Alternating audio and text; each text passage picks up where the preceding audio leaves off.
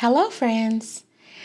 This video is brought to you by conversations that I've had in the past 24 hours.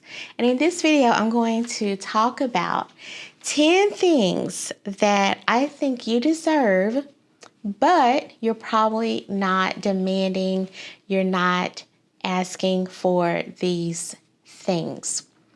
The two conversations that I had yesterday that inspired this video. One, as my cat immediately starts to make noise in the background. Immediately.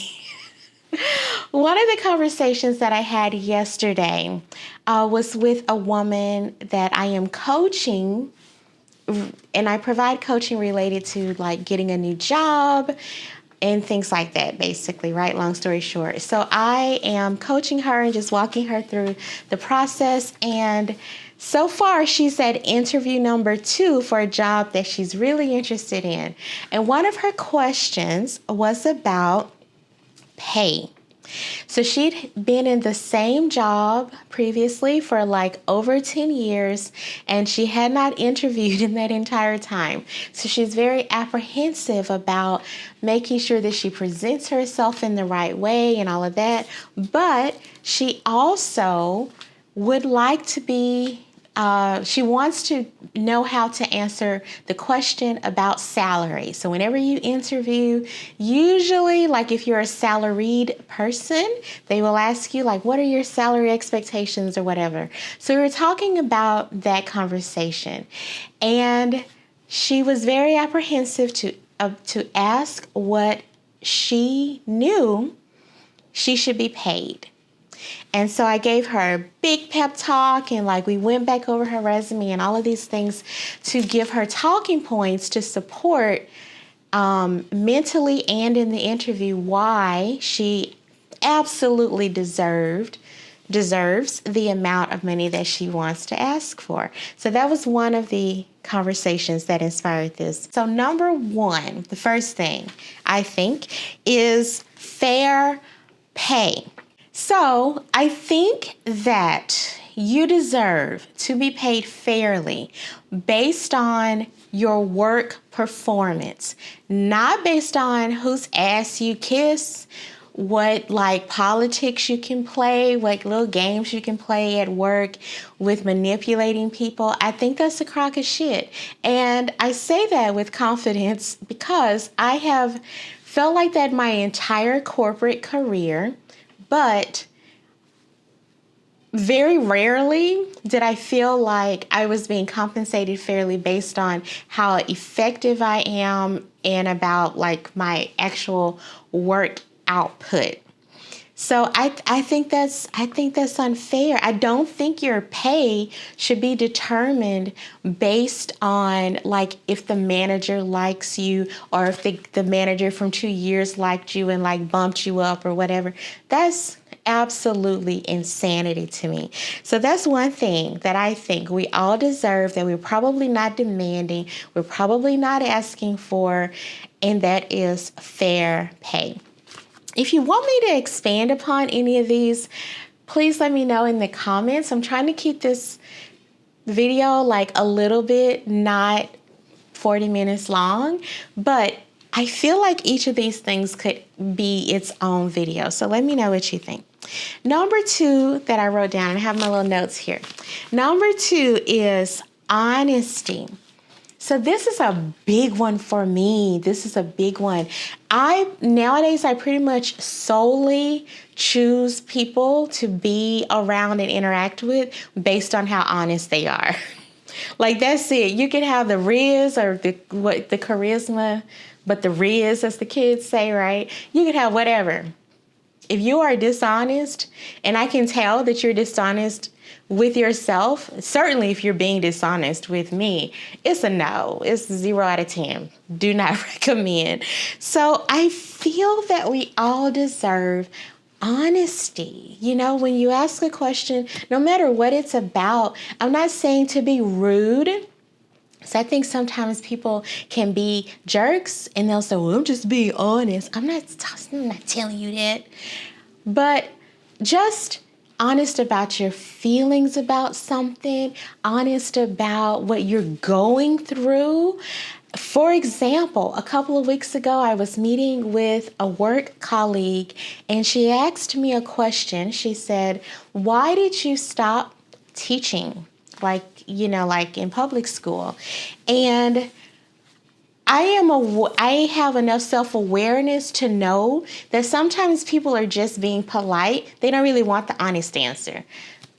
If I ask you a question, I want the honest answer. I don't give a flip about small talk. I hate it. But I have enough awareness to know that sometimes people are just being polite. And then other times, they're trying to make a genuine connection. So I just asked her in return, do you want, my PC kind of polite answer? Because I can give it to you in like 10 seconds. Or do you want the real answer? Do you want the honest answer that will probably take me at least 3 minutes to tell you? And I gave her a choice and she chose the real answer. And we had a great discussion. I really enjoyed talking to her. And I think we all deserve more of those kinds of conversations. You know what? I do not care if your tomatoes are growing perfectly this season. I don't. I absolutely don't. But do I care if you are going through something with a family member? Do I care if your dog died? Do I care if your brother just beat cancer or something? Absolutely, I care. That is just the kind of person I am. I hate small talk. And I hate dishonesty. So moving on. There's no way this video is going to be less than 20 minutes. Moving on. Number 3. Number 3, I think we all deserve respect for our time. This is another pet peeve of mine. Please, for the love of God, if you invite me somewhere or whatever, be on time. Because I'm going to be on time. Where are you? Where are you? People who are chronically late and who also seem to operate with an expectation that you should just wait for them, to me, awful people to be friends with. Now, am I sometimes running late? Not rarely, but occasionally, yes. But I try to be very considerate and give the person what I think they deserve, which is respect for their time, and let them know hey, I'm running late. If you're supposed to meet somebody at 6 o'clock, do not text them at 6:05 saying I'm running late. That's just me. You might have a different relationship with the people in your life, and that is super cool. But with me, I hate it. I think we should all respect each other's time more and be considerate, if you're supposed to be on time for something, right? I also have wrote down here to not tolerate people who continually break their promises. So, for example, related to time, if a person is supposed to meet up with you and they cancel at the very, very last minute, and you were, looking forward to that, or it inconvenienced you in some way, that person does not respect your time, and they possibly don't respect your feelings. To me, that's one and the same kind of conversation. So I think you deserve better, honestly. I definitely do. And I make sure I get it because I don't hang out with people who stand me up and who are chronically late. I just can't. I just cannot. Okay, moving on. Number 4, respect for your work. Oh, come on. Okay, I really think we all deserve respect for our work. Obviously, I feel this very strongly when it comes to people who work in the service industries. So people who have to basically talk to other people all day and do customer service. That is an absolutely laborious experience, in my opinion. We should definitely be giving all the respect to people who work in service industries, doctors, things like that. But what about us people who basically push paper, electronic paper for a living? I think that we also definitely deserve respect for our work. The work that I do right now, at least several times a year, I have to remind people, hello, I am not your personal assistant. I do X, Y, Z, and you're going to respect my expertise and the work that I do. So whatever work that you do, if it's farming, washing dogs, accounting, project management, like whatever, event planning, whatever thing that you do, I feel like you definitely deserve respect for the work that you do. Number 5, reciprocity in friendships and relationships. So this is something I feel that we all very, very deeply deserve. And maybe this is like the number one thing that we don't demand enough. Maybe I'm speaking for myself. But honestly, reciprocity in your friendships. So feeling like you are in a shared experience with another person instead of feeling like you are the one doing all of the taking or you are the one who is giving more, right? So I'm not telling you to make an Excel spreadsheet and make a little list where like, okay, I called this person on Tuesday, so they need to call me on Wednesday. That's too much work. No, thank you.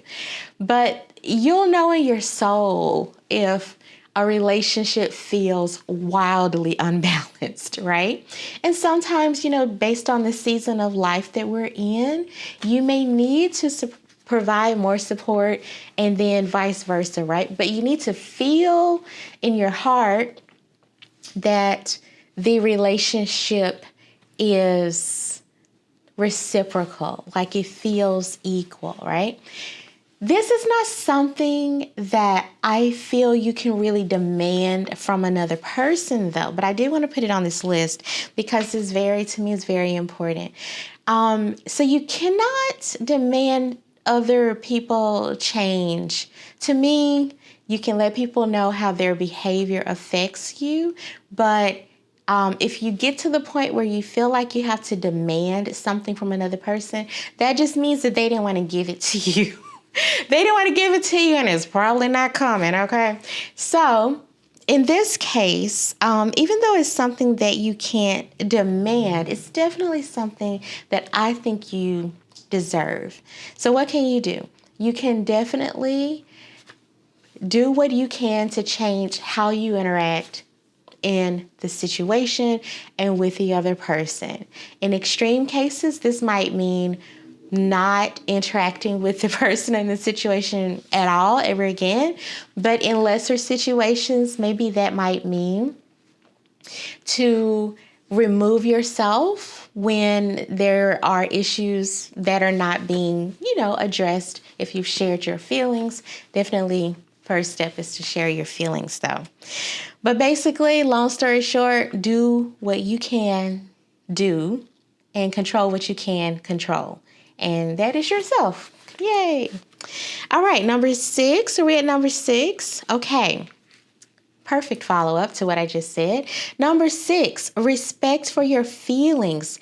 You absolutely deserve respect for your feelings. Now, a feeling is different from an opinion, right? So let's say I bought a new dress and I asked somebody like, oh, do you like this dress? Yes or no, or maybe whatever is the opinion. But if they tell me no, it makes you look fat and ugly and stupid, then that opinion could hurt my feelings. So there's definitely a difference, in my opinion, between feelings and opinions. I felt called to clarify that. But for your feelings, yeah, definitely. The way that I operate is I typically share like my innermost feelings only with people that I feel like I can trust. And in those cases, you definitely want to communicate if you feel like your feelings have been disrespected. In some cases, like at work, if somebody pisses me off or hurts my feelings or something, I may take another approach and just like look for another job, or I may have to report them to a manager or something. But no matter like who the person or situation is that you're dealing with, you definitely deserve to have your feelings respected. Now, that doesn't mean necessarily that whatever the situation is going to just change in order to make you feel better. I'm not like respect doesn't mean like agreement.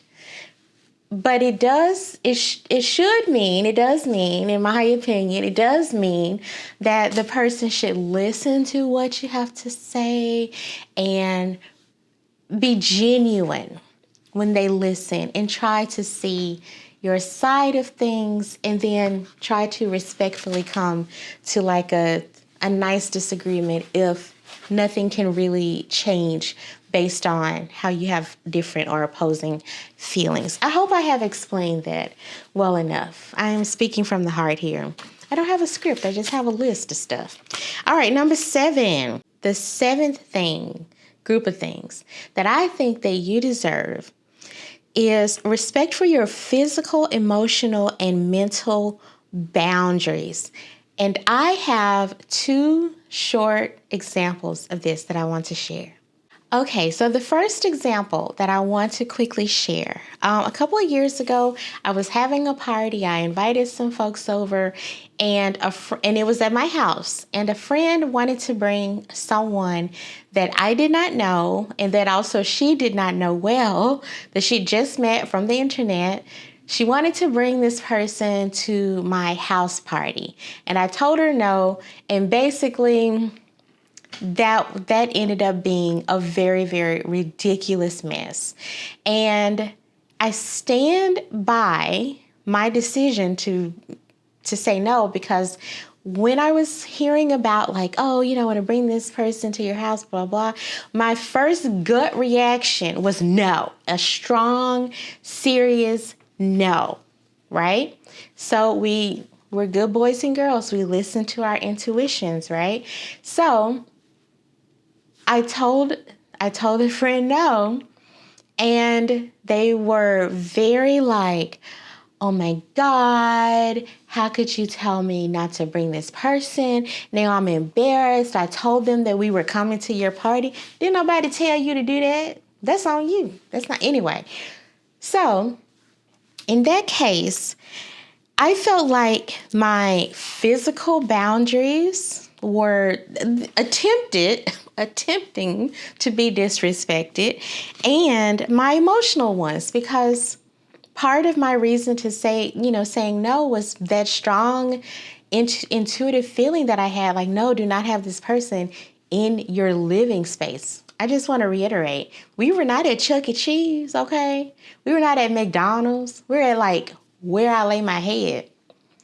Very sacred space. So when people don't respect your boundaries, I want you to take that as a very, very juicy piece of information about how they feel about you and how they feel about their relationship, and the lack of respect that they may have for you, for your relationship, and also for yourself.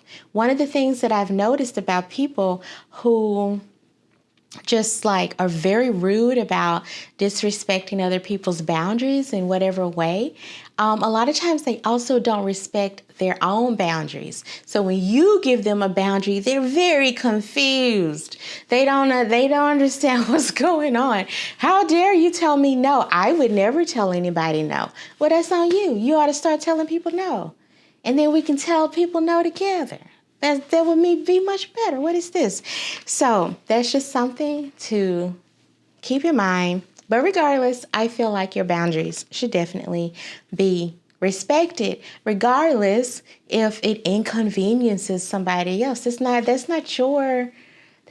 your thing to take on, right? That's how I feel about it. Number 8, your peace and your safety. Just related to what I just said. So you absolutely deserve just a peaceful and safe existence, right? Can you always control that? Absolutely not. But in the instances when you can, I want to encourage you to demand whatever level of peace and safety looks like for you. I want you to demand it. You should, yes, you should definitely do that. If you're on a date and you don't feel safe, call the police. Don't even think twice. Okay? If you have a partner, I'm just trying to think of some examples. If you have a partner who maybe comes home really late or really drunk, I've been in that situation. That is like the exact opposite of a peaceful situation to me. Do what you need to do to protect yourself, whatever that means for you. You absolutely deserve peacefulness and safety, and you should not have to sacrifice those feelings of peacefulness and safety in order to just make peace with whatever's going on in your house. That's no. Terrible. I think you deserve better. Number 9. Now, okay, look. Everybody's going to agree with this one. But if you're not in America, if you're watching me from another country, you're going to be like, what? Maybe you'll be confused. But for my American friends, hello, friends. I think we all deserve health care. And I think we all deserve for health care to include our eyes and our teeth. I know that is possibly a hot take. That is a lava level of heat kind of take, possibly. However, so many people that I have talked to, regardless of race, gender, socioeconomic status, political affiliation, they're like, yo, can we please get some freaking healthcare? And can my healthcare just automatically include my teeth and my eyes? And could it be not super expensive? As an American person, I'm almost hesitant to even ask if we can have free health care, right? But could it just not be so astronomically expensive? And then if I pay for it, like a lot of us are doing, so I'm paying the monthly premium, and then when I go to the doctor, I still owe $6,000. What? I think we all deserve health care. This health care consideration came to my mind when I was thinking about this video, because 2 days ago, a friend sent me, it was a meme. No, it was like a TikTok. So she sent me a TikTok video, and it was about a girl kind of, going on about the same thing that I'm going on about. But for some reason, I don't recall exactly, but for some reason, this TikTok video transported me back in time 15 years ago when I had to get 2 root canals. So I needed 2 root canals and 2 crowns, right? I was like, I had dental insurance, and I still had to pay $4,000, a little bit over $4,000. And I remember sitting in the dental assistant or the admin person for the dentist's office. At the time, they offered, they were like, hey, this is how much your bill is going to be, even with your insurance. And so I'm like, hey, guess what? I don't have $4,100 to give you guys. And so I was sitting in the admin office in pain, like literally, like the left side of my face was just like, I was in so much pain.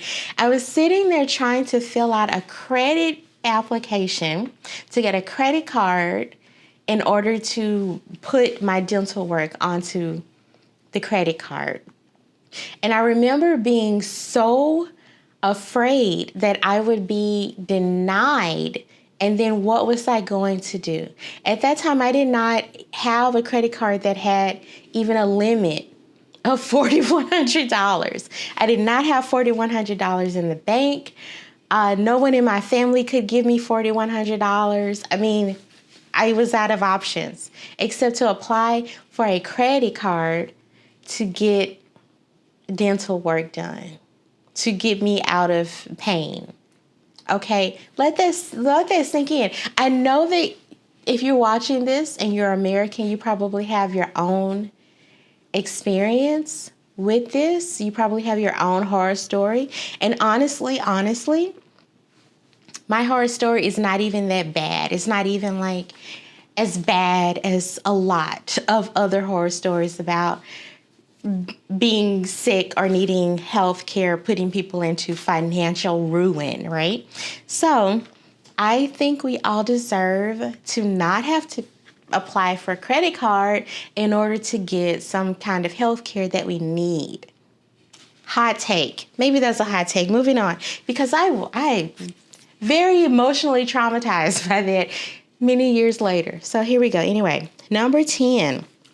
We're going to end on a fun note. After everybody's all depressed, let's end on a fun note. So I think that we all deserve and should demand some level of pleasure in our lives. Now, you can define pleasure however you like. If that means time by yourself, like just to sit in the car and listen to the new Megan Thee Stallion song without someone interrupting you, 10 out of 10. That sounds absolutely fantastic, actually. If that means like a sexual thing for you that is, with consent, because your pleasure does not outweigh anybody else's pleasure, right? Okay, I'm looking at all you dirty people who thought I meant something else. But if your pleasure is, if you hear that word and you think like, oh, I'd like more like physical sexual pleasure, I think you deserve that with a consenting adult. If that word makes you think of relaxing and having less work and commitments and tasks where the pleasure just sounds like lying on in the best spot on the couch and watching exactly what you want on television, I think you deserve that kind of pleasure. Whatever that is. A part of me wants to mention a slice of red velvet cake or something, but I don't want to talk about food being pleasurable too much because I don't want to make myself want a slice of cake, and I don't want to make you want a slice of cake.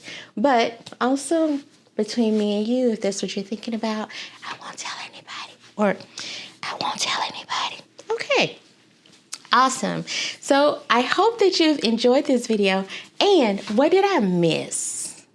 What do you think should be on our list? Comment below. Let me know what you think. And thank you, especially if you got to this part of the video.